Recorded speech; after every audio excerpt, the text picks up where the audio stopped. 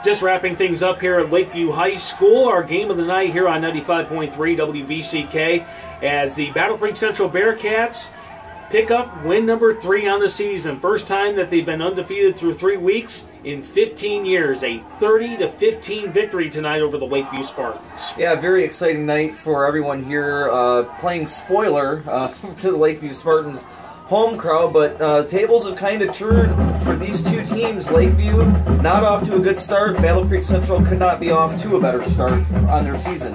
And the offense was clicking tonight for the Bearcats. Jermaine Morris, part of 3 touchdowns tonight, 2 on the ground, 1 through the air with Josh Mann. And the Bearcats defense very stout tonight, especially in the second half where they added a safety.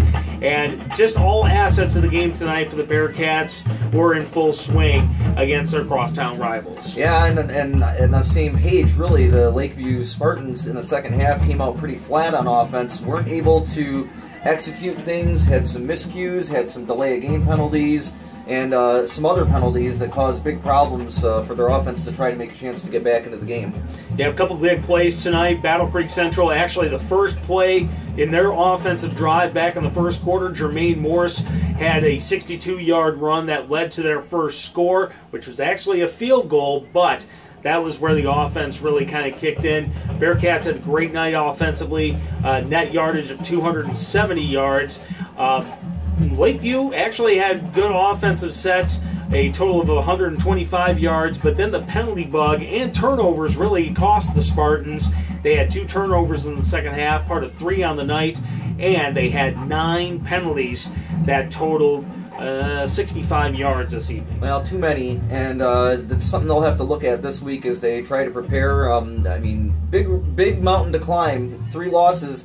I mean, you can do the math. That's 6 more games on the season, and pretty much would have to win them all to have a shot at any kind of postseason, which Lakeview is used to being a part of.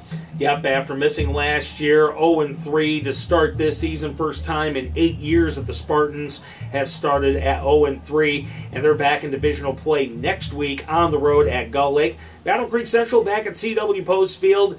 A tough task in non-divisional play as I'll see the Mustangs of Portage Central.